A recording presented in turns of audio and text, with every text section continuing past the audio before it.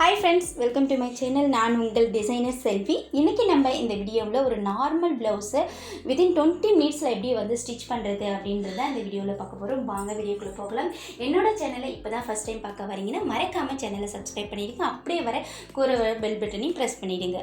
இப்போ ரொம்ப சிம்பிளாக ஒரு ப்ளவுஸ் வந்து நம்ம வந்து கையே எடுக்காமல் ரொம்ப ஈஸியாக ஸ்டெப் பை ஸ்டெப்பாக எப்படி தைக்கலான்னு பார்க்கலாம். ஃபஸ்ட்டு பார்த்தீங்கன்னா நான் ப்ளவுஸ் வந்து கட்டிங் போட்டு வச்சுட்டேன். ஏற்கனவே நான் கட்டிங் வீடியோ வந்து லாஸ்ட் வீடியோ உங்களுக்கு அப்லோட் பண்ணியிருப்போம், போய் செக் பண்ணி பாருங்கள். அடுத்தது என்ன பார்த்தீங்கன்னா, ஃபஸ்ட்டு வந்து கை நார்மல் ப்ளவுஸ் தைக்கிறோம் அப்படின்றதுனால ஹெம்மிங்காக கையில் இருக்கிற அந்த பிசுரை ஃபஸ்ட்டு அடிச்சுக்கிறேன். அடுத்தது பேக்கு. இப்போ பாருங்கள், நான் இந்த ப்ளவுஸ் வந்துட்டு நான் ஃபுல்லாக ஸ்டிச் பண்ணுற வரைக்குமே நூல் அதாவது வந்துட்டு பார்த்திங்கன்னா தனித்தனியாலாம் எடுத்து இது பண்ணாமல் லைனாக அப்படியே விட்டுருப்பேன். இப்போ பாருங்கள், ஃப்ரண்ட்டு ஒரு சைட் ஜாயின் பண்ணியாச்சு, அடுத்தது பேக்கும் ஜாயின் பண்ணிட்டோம், அடுத்து கை, இப்படி லைனாக அப்படியே லைனில் விட்டு தைப்பாங்க அப்படின்னு சொல்லுவாங்களா, அதுமாரி தைப்பேன். பார்த்திங்கன்னா எனக்கு வந்து 20 மினிட்ஸ் கூட ஆகாது இதை வந்து நான் ஸ்டிச் பண்ணுறதுக்கு. ரொம்ப ஈஸியாக ஸ்டிச் பண்ணிடலாம். இப்போ கை எம்மிங்காக பிசுறு அடிச்சிட்டோம் இல்லையா, மீதி வந்துட்டு 3/4 இன்ச் அளவுக்கு நான் வந்து என்ன பண்ணுறேன் அப்படின்னு பார்த்தீங்கன்னா மடித்து தைக்கிறேன். இது ஏன் மடித்து தைக்கிறேன் அப்படின்னு பார்த்தீங்கன்னா, ஹெம்மிங் பண்ணும்போது நம்மளுக்கு வந்து அன்ஈவனாக இல்லாமல் கரெக்டாக வந்து படிமானமாக அப்படியே படியும், அதாவது வந்து பட்டையாக இருக்கும். ஒரு சிலவங்க அப்படியே கீறி விட்டுட்டு தைப்பாங்க. நான் ஒரு தையல் போட்டுக்கிறேன், எனக்கு ரொம்ப ஈஸியாக இருக்கிறதுனால தையல் போட்டே நான் ஸ்டிச் பண்ணுறேன். இப்போ கை, எப்பவுமே எல்லா விஷயத்தையும் நம்ம கரெக்டாக ரெடி பண்ணி எடுத்து வச்சுக்கிட்டோம் அப்படின்னா நார்மல் ப்ளவுஸ் தைக்கிறதுக்கு ரொம்ப ஈஸி. பிகினர்ஸாக இருந்தீங்கன்னா இந்த மெத்தடை ஃபாலோ பண்ணி பாருங்கள். அப்போ தான் லைனாக உங்களுக்கு எந்த மாற்றமும் இல்லாமல் தைக்கிறதுக்கு ரொம்ப ஈஸி. நான் கற்றுக்கும் போதே ஸ்டார்டிங்லேருந்தே இந்த மெத்தடை வந்து என்ன பண்ணேன் அப்படின்னு பார்த்தீங்கன்னா, நம்ம வந்து கடகடன்னு தைக்கணும், அதுவும் இல்லாமல் ஈஸியாகவும் தைக்கணும் அப்படின்னா, குழப்பமே இல்லாமல் தைக்கணும் அப்படின்னா ஒரு ப்ளவுஸை தைக்கிறதுக்கு ஒரு ஆர்வம் வரும் இல்லையா. அடிக்கடி நம்ம வந்துட்டு கட் பண்ணிவிட்டு ஸ்டிச் பண்ணோம் அப்படின்னா ஒன்று நூல் கட்டாகும், இல்லைனா நூலை இழுத்து விட்டு தைச்சிட்டே இருக்கணும். ஸோ இந்த மாதிரி மெத்தடில் பார்த்திங்கன்னா எனக்கு ரொம்ப ஈஸியாக இருந்தது. ஸோ ஃபுல்லாக கையும் அடிச்சிட்டேன். இப்போ எனக்கு வந்து பார்த்திங்கன்னா ஃப்ரண்ட்டில் ஒரு பக்கம் ரெடி ஆகிடுச்சு, அடுத்தது பேக்கில் ஒரு பக்கம் ரெடி ஆகிடுச்சு, அடுத்தது பார்த்திங்கன்னா உங்களுக்கு வந்து கைக்கிட்டேயும் நான் வந்து இப்போ ரெடி பண்ணிட்டேன். இப்போ கையில் உள்வெட்டு, நான் எப்பயுமே இந்த மாதிரி ஸ்டிச் பண்ணதுக்கு அப்புறமேட்டா தான் உள்வெட்டு எடுப்பேன். அதனால் இப்போ உள்பக்கமாகவும் நான் உள்ள ஆழம் எடுப்பாங்க இல்லையா, அதையும் நான் எடுத்துக்கிட்டேன். அடுத்தது பேக் டாட் ஃபஸ்ட்டு வந்துட்டு நீங்கள் வந்து பேக் டாட் பிடிக்கிறதுக்கு முன்னாடி ஷோல்டர்லேருந்து சென்ட்ரு மார்க் பண்ணி 4 இன்ச்சஸ்க்கு மார்க் பண்ணிவிட்டு கட்டிங் போடும்போதே 4 இன்ச்சஸ் மார்க் பண்ணிவிடுங்க. மார்க் பண்ணிவிட்டு அப்படியே வந்துட்டு சென்ட்ரு டாட் பிடிச்சிடுங்க. ஸோ எனக்கு இது வந்து பழக்கமானதுனால நான் அப்படியே வந்துட்டு அந்த சென்ட்ரு டாட்லேருந்து கரெக்டாக வந்துட்டு பிடிச்சிடுறேன். இப்போ ஃபுல்லாக பேக் ரெடி ஆகிடுச்சு. ஏற்கனவே கை ரெடி பண்ணி எடுத்துட்டோம், இப்போ பேக்கும் ரெடி பண்ணி எடுத்துட்டோம். இப்போ எல்லாமே ஜாயின் பண்ண வேண்டிய விஷயந்தான். ஸோ இந்த மாதிரி சிம்பிளாக நம்ம வந்து தைக்க வந்து ஸ்டார்ட் பண்ணலாம். இப்போ ஃப்ரண்ட் சைடு நம்மளுக்கு வந்துட்டு கப் ஷேப் வந்து கரெக்டாக வந்து தைச்சிட்டோம். இப்போ இதுக்கு வந்து பட்டி பீஸ் வந்து அட்டாச் பண்ண போகிறோம். பட்டி பீஸ் பார்த்தீங்கன்னா நீங்கள் வந்துட்டு ஃபஸ்ட்டு வந்து இந்த மாதிரி தைச்சிட்டு இந்த மாதிரி தைச்சதுக்கு அப்புறமேட்டா இப்படி ஒரு மார்க் போட்டுங்க. உங்களுக்கு வந்து அந்த ஷேப் வந்து மாறாமல் இருக்கும். ஸோ இது ஒரு சிம்பிளாக ஈஸியாக பண்ணக்கூடிய ஒரு விஷயம். நிறைய பேர் பட்டி பீஸ் எப்படி கட் பண்ணுறது அப்படின்னு சொல்லிட்டு கவலையில் இருப்பீங்க. ஸோ இந்த மாதிரி சிம்பிளான ஒரு விஷயத்தில் நம்ம ஈஸியாக மார்க் பண்ணி கட் பண்ணலாம். அடுத்தது இவங்களுக்கு வந்து இவங்களோட ப்ளவுஸில் வந்துட்டு நல்லா கப் ஷேப் வந்து கரெக்டாக பர்ஃபெக்டாக வேணும் அப்படின்னு சொல்லியிருந்தாங்க. அதுக்காக நம்ம வந்து இந்த மாதிரி ஃபேண்ட்டு பிட்டு மீந்தது இருக்கு இல்லையா, அதை வந்து நான் வந்து எடுத்து வச்சுருந்தேன். அந்த பிட்டில் இருந்து தான் அவங்களுக்கு வந்து பட்டி பீஸில் உள்பக்க பீஸாக நான் வைக்கிறேன். ஸோ நிறைய பேருக்கு வந்துட்டு நார்மலாக இதே துணியில் வந்து வைப்பாங்க. பட் இதை மாதிரி வைக்கும்போது அவங்களுக்கு வந்து இடுப்பு கிட்ட நம்ம வைக்கிற பட்டி பீஸ் வந்து மடக்கிக்கிட்டு வராமல் இருக்கும். மெல்லிசான பீஸ் வச்சுன்னா மடக்கிக்கிட்டு ஒரு மாதிரி சுருண்டுக்கிட்டு வந்து நிற்கிற மாதிரி இருக்கும். ஆஸ் எ லேடிஸ்க்கு வந்து இந்த ப்ராப்ளம் ஒரு சிலருக்கு வந்திருக்கலாம், இந்த மாதிரி இருக்குதுன்னு. அதுவே வந்துட்டு இந்த மாதிரி பேண்ட் பீஸ் வச்சு நம்ம வந்து ஸ்டிச் பண்ணும்போது ப்ளவுஸ் பார்த்திங்கன்னா அந்த இடம் பர்ஃபெக்டாக பட்டி வந்து அப்படியே அமுங்கின மாதிரி அழகாக கரெக்டாக வந்து உட்காந்துருக்கும். ஷேப்பும் வந்து பார்த்திங்கன்னா கப் ஷேப் வந்து நல்லா எடுத்து காமிக்கும். ஸோ இவங்களுக்கு வந்து இது ஒரு இந்த மாதிரி வச்சு தைக்கணும் அப்படின்னு சொல்லிட்டு என்கிட்ட கேட்டிருந்தாங்க. கிராஸ் பீஸ் வைக்கிறவங்களுக்கு எந்த ஒரு பீஸ் ஒன்றாலும் வச்சு தைக்கலாம். பட் வந்து நேர் பீஸ் வைக்கிறவங்களுக்கு இதுமாரி ஃபேண்ட் பிட்டு, சுடிதாரோட காட்டன் கிளாத் இருக்கு இல்லையா, அந்த மாதிரி துணியெல்லாம் நம்ம யூஸ் பண்ணும்போது நம்மளுக்கு வந்து ஃப்ரண்ட்டு வந்து ஷேப் வந்து பர்ஃபெக்டாக இருக்கும். ஸோ இந்த மெத்தட் யாரெல்லாம் ஃபாலோ பண்ணுறீங்க அப்படின்றத எனக்கு கமெண்ட் பண்ணுங்கள். அடுத்தது பார்த்திங்கன்னா ஃபுல்லாக வந்துட்டு நான் பட்டி அட்டாச் பண்ணி முடிச்சிட்டேன். 2 பக்கமும் அட்டாச் பண்ணி முடிச்சதுக்கப்புறமா ஷோல்ட்ரு ஜாயின் பண்ணிக்கலாம். இப்போ ஷோல்ட்ரு ஜாயின் பண்ணிவிட்டு இப்போ ஷோல்ட்ரு ஜாயின் ஷோல்ட்ரு வந்து கீழே வந்து நிறைய பேர் என்கிட்ட ஒரு சிலவங்க வந்து எனக்கு கமெண்ட் பண்ணியிருந்தாங்க, நீங்கள் வந்துட்டு எதுக்காக வந்து கீழே வந்து பட்டி பீஸில் ஜென்ஸ் ஸ்டைலர் தைக்கிற மாரி தைக்காமல் இப்படி தைக்கிறீங்க, அதுவும் இல்லாமல் நீங்கள் வந்து ஃபினிஷ் பண்ணாமல் அப்படியே வச்சு ஷோல்ட்ரு ஜாயின் பண்ணுறீங்களே ஏன் அப்படின்னு சொல்லிட்டு கேட்டிருந்தாங்க என்கிட்ட வர ஸ்டூடெண்ட்ஸு. ஸோ அவங்களுக்கு வந்து நான் சொல்கிற விஷயம் என்னன்னு கேட்டிங்கன்னா நேர்லேயும் சொல்லிட்டேன், பட் இந்த வீடியோவில் உங்களுக்காகவும் சொல்கிறேன். இப்படி தைக்கும்போது பார்த்திங்கன்னா இடுப்பு நம்ம ஜாயின் பண்ணும்போது அப் டவுன் இல்லாமல் இருக்கும். ஸோ இது ரொம்ப சிம்பிளாக இருக்கிறதுனால நிறைய பேர் ஈஸியாகவும் இதை வந்து புரிஞ்சிக்கிறாங்க. அது மட்டும் இல்லாமல் பிசுறு தெரியாமல் நம்ம வந்து ஸ்டிச் பண்ணலாம். இப்போ நார்மலாக ஓல்டு மாடலில் பார்த்திங்கன்னா உங்களுக்கு வந்து என்ன பண்ணலாம் அப்படின்னு பார்த்திங்கன்னா இதை கரெக்டாக மார்க் பண்ணிவிட்டு தைக்கணும். தைச்சதுக்கப்புறமேட்டா உள்பக்கமாக திருப்பினதுக்கு அப்புறமேட்டா மேலே ஒரு தையல் போடணும். அப்புறம் கீழே அந்த ஒரு மிதி அளவுக்கு ஒரு தையல் போடுவாங்க. ஸோ இவ்வளோ மெத்தட் இருக்குன்றதால ரொம்ப சிம்பிளாகவும் வேகமாகவும் தைக்கணும் அப்படின்னா இந்த மாதிரி சின்ன சின்ன விஷயங்களை நம்ம மாற்றலாம். அதுக்கும் இதுக்கும் ஒரு சின்ன டிஃப்ரெண்ட் கூட வர்றதுக்கு வாய்ப்பு இல்லை. பட் பார்க்குறதுக்கும் இதுவும் கொஞ்சம் ஈஸியாக இருக்கும், புரிஞ்சிக்கிறதுக்கும் கொஞ்சம் ஈஸியாக இருக்கும். ஸோ ஃபுல்லாக நான் முடிச்சதுக்கப்புறமா எக்ஸ்ட்ராவாக இருக்கிற கிளாத்து அடுத்தது வந்து பார்த்திங்கன்னா ஷோல்ட்ரு கிட்ட கொஞ்சம் பெருசாக இருந்த மாதிரி இருந்தது. அதனால் அந்த இடத்த கொஞ்சம் நான் லைட்டாக கர்வ் பண்ணிட்டேன். கர்வ் பண்ணதுக்கப்புறமா 2 பக்கமும் மார்க் பண்ணிவிட்டு இப்போ பார்த்திங்கன்னா மார்க் பண்ணதுக்கப்புறமா 2 பக்கமும் ஒரே ஈவனாக வர மாதிரி, அதாவது வந்து பட்டியோட அளவுகள் வந்து ஒரே ஈவனாக வர மாதிரி நான் மார்க் பண்ணிவிட்டு ஸ்டிச்சும் பண்ணிடுறேன். இந்த மெத்தட் உங்களுக்கு ஈஸியாக இருக்கும் அப்படின்னு நினைக்கிறேன். இதெல்லாம் யார் ஃபாலோ பண்ணுறீங்க அப்படின்றதும் எனக்கு கமெண்ட் பண்ணுங்கள். ரொம்ப ஈஸியான முறையில் நான் கற்றுக்கிட்ட விஷயங்களை உங்க கூட ஷேர் பண்ணுறேன். என்கிட்ட ஒரு ப்ளவுஸ் தைக்கும் போது நம்மளுக்கு வந்து சின்ன அனுபவமாக இருக்கும். ஸோ அவங்கவுங்க மெத்தட் வந்து ஈஸியாக இருக்கும். இந்த மெத்தட் வந்து ரொம்ப சுலபந்தான் நான் சொல்லுவேன். பட் இதே மாதிரி யாரெல்லாம் சுலபமாக ஈஸியாக ஸ்டிச் பண்ணுறீங்க அப்படின்றதும் எனக்கு கமெண்ட் பண்ணுங்கள். இப்போ வந்து ஹூக் பட்டி வந்து வைக்கிறேன். ஹூக் பட்டிக்கு வந்து எனக்கு கொஞ்சம் கிளாத் பத்தலை, அதனால் கொஞ்சமாக ஜாயின் பண்ணிவிட்டு அதுக்கு மேலே வச்சு அட்டாச் பண்ணுறேன். இப்போ எக்ஸ்ட்ராவாக இருக்கிற கிளாத்தையும் கட் பண்ணிவிட்டேன். அதுக்கு மேலே ஒரு தையல் வந்து இப்போ படிமான தையல். ஹூக் பட்டி தைக்கும்போது நம்மளுக்கு படிமான தையல் வரும். அதுவே வி பட்டி தைக்கும்போது நம்மளுக்கு வந்து என்ன வரும் அப்படின்னு பார்த்தீங்கன்னா 2 தையல் வரும். நிறைய பேருக்கு அந்த இடத்துல ஏன் 2 தையல் வருது அப்படின்னு சொல்லிட்டு கேட்டிருந்தாங்க. ஒரு சிலவங்க அதுக்கான ஒரு விஷயம் என்ன அப்படின்னு பார்த்தீங்கன்னா, ஒரு சிலவங்க காஜா கட்டும்போது தள்ளி கோணலாவோ அதை மாதிரி கட்டிடுவாங்க. பட் அந்த மாதிரி 2 தையல் போடும்போது அந்த 2 தையலுக்கு நடுவில் தான் வந்து அந்த காஜா வரணும் அப்படின்றதுக்காகவும் தையல் போட்டிருக்கலாம். பட் அதுக்கு இன்னொரு விஷயம் என்னென்னு கேட்டிங்கன்னா, பக்கத்துலேயே அது வந்து படிமான தையலாகவும் போட்டிருக்கலாம்.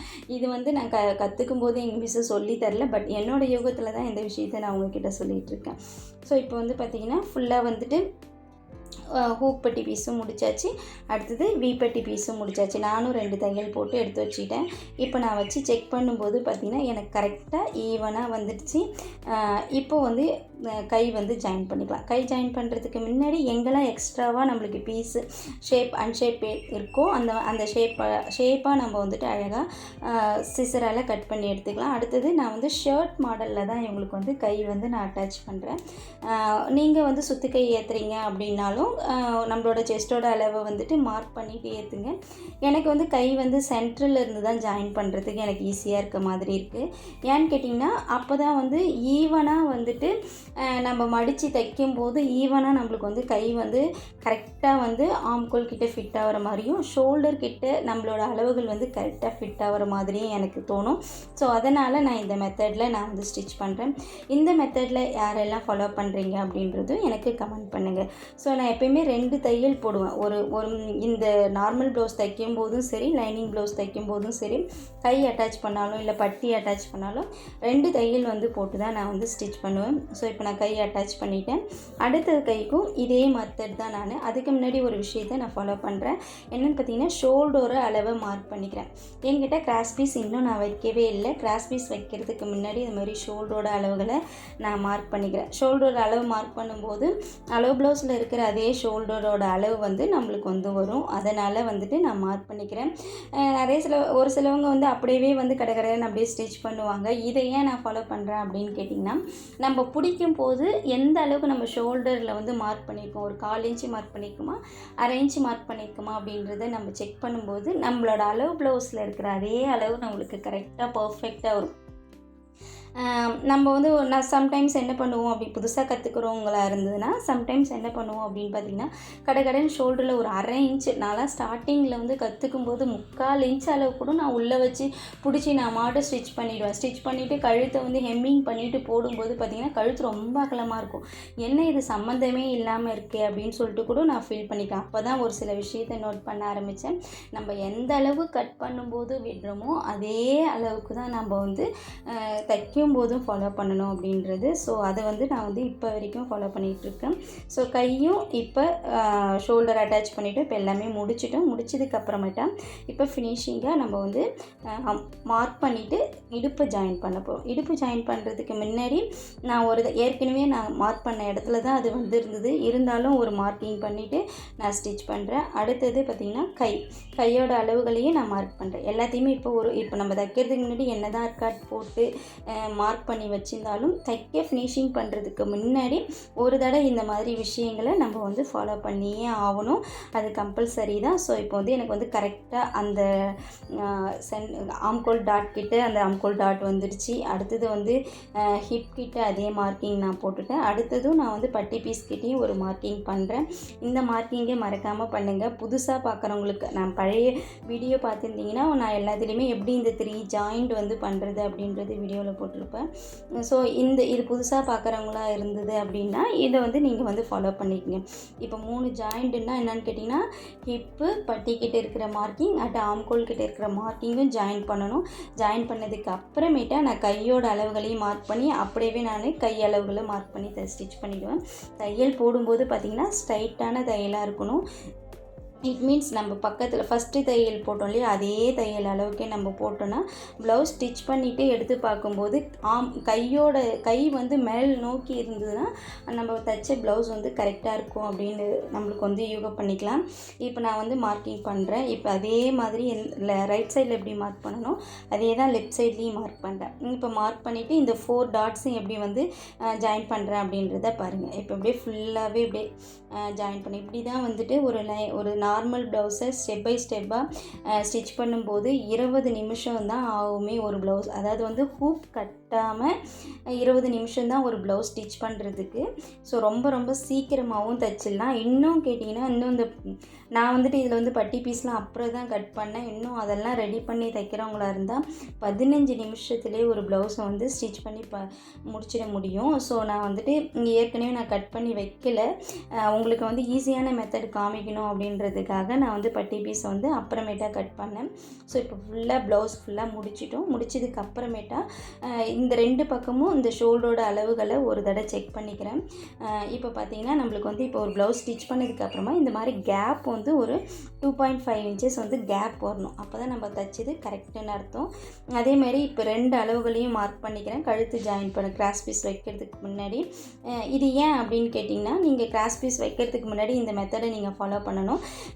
இது வந்துட்டு நம்ம ஸ்டிச் பண்ணதுக்கப்புறம் பார்த்திங்கன்னா ஹூக் கட்டும்போது அப் டவுன் வராமல் இருக்கும். அதுக்காக தான் இது வந்துட்டு நிறைய பேர் வந்து பண்ணுவாங்க. பட் இருந்தாலும் புதுசாக கற்றுக்கிறவங்களா இருந்ததுன்னா நம்ம அப்படியே இதை செக் பண்ணாமல் அப்படியே தைக்கிறோம் அப்படின்னா நம்மளுக்கு வந்து அப் டவுன் வர்றதுக்கு நிறைய வாய்ப்பு இருக்குது. இப்போ ஃபுல்லாக வந்து ஹெம்மிங் பண்ணுறதுக்கு நான் வந்து ஒரு 1/4 இன்ச் அளவுக்கு தான் நான் வந்து விட்டுருக்கேன். ஸோ அதனால் இது மாதிரி பிசுறு இருக்கிறதெல்லாம் முடிஞ்ச வரைக்கும் நான் வந்து கட் பண்ணிவிட்டு நான் அப்படியே வந்துட்டு மேலே படிமான தையல் போட போகிறேன். இது வந்து ஒரு பக்கமாக அடிச்சுட்டு ஒரு பக்கமாக தைக்கிறவங்களா இருந்ததுன்னா உங்களுக்கு வந்து இந்த பிசுறு கட் பண்ணணும்னு அவசியம் இல்லை. பட் வந்துட்டு இதே மாதிரி 2 பக்கமும் மடிச்சுட்டு பிசுறு கட் பண்ணணும் அப்படின்னா நீங்கள் வந்து ஃபுல்லாக வந்துட்டு மடக்கி தைக்கிறீங்க இல்லையா, அதுக்கு வந்துட்டு என்ன பண்ணுறீங்க அப்படின்னு பார்த்தீங்கன்னா இது மாதிரி பிசுறு தட்டிட்டு ஸ்டிச் பண்ணுங்கள். ஒரு சிலவங்க ஒரே சைடு முன்னாடி மட்டும் மடக்கிடுவாங்க, அப்புறம் மேலே வச்சு ஸ்டிச் பண்ணிட்டு அப்படியே வந்து இந்த பிசுறு உள்ளே தள்ளிட்டு ஹெம்மிங் பண்ணுவாங்க. அதுவும் ஈஸியான மெத்தட் தான். பட் இது இன்னும் ரொம்ப ஈஸியாக இருக்கும். ஒரே ஈவனாக வரும் பாருங்களேன். ஒரு மிதியோட அளவுக்கு ஒரு ஈவனாக வந்து நம்மளுக்கு வரணும் அப்படின்னா இந்த மாதிரி டபுளாக மடித்து ஹெம்மிங்க்கு அடிச்சிட்டிங்கன்னா நம்மளுக்கு இன்னும் ஈஸியாக இருக்கும். ஸோ இந்த ப்ளவுஸ் வந்து நான் முடிஞ்சிடுச்சு. ரொம்ப ஈஸியாக ஒரு 20 நிமிஷத்தில் இந்த ப்ளவுஸ் நான் ஸ்டிச் பண்ணி முடிச்சிட்டேன். இது வந்து இந்த வீடியோ பிடிச்சி இது வரைக்கும் ஸ்கிப் பண்ணாமல் பார்த்த அனைத்து தோழிகளுக்கும் நன்றி, வணக்கம். மேலும் ஒரு நல்ல வீடியோவில் சந்திப்போம். அடுத்த வீடியோவாக நீங்கள் பார்த்தீங்கன்னா இன்னும் இதுலேருந்து கமெண்ட் பண்ணுறதுக்கு எந்த மாதிரி விஷயங்களை நீங்கள் கமெண்ட் பண்ணுறீங்களோ அதுக்கேற்ற மாதிரி நான் வீடியோவை அப்லோட் பண்ண பார்க்குறேன். ஸோ இப்போ ஃபுல்லாகவே வீடியோ முடிஞ்சிடுச்சு. இப்போ ஒரு தடவை நம்ம இந்த ப்ளவுஸ் எல்லாம் கரெக்டாக தச்சிருக்குமா இல்லையா அப்படின்றத செக் பண்ணிக்கலாம். நான் அளவு ப்ளவுஸ்லேருந்து வச்சு நான் பார்ப்பேன். எனக்கு கரெக்டாக இருந்தது அப்படின்னா நான் ஸ்டிச் பண்ணது கரெக்டு நான் சொல்லுவேன். இப்போ பாருங்கள், நான் ப்ளவுஸ் தச்சு முடிச்சதுன்னு கைக்கிட்ட பாருங்கள் கீழே இறக்கமே வரலாம், கோல்கிட்ட மேல் நோக்கி இருக்குது இல்லையா, இதுதான். இது வரைக்கும் சப்ஸ்கிரைப் பண்ணாமல் பார்த்துட்டு இருந்தீங்கன்னா மறக்காமல் சேனலை சப்ஸ்கிரைப் பண்ணிவிட்டு பாருங்கள். நன்றி, வணக்கம்.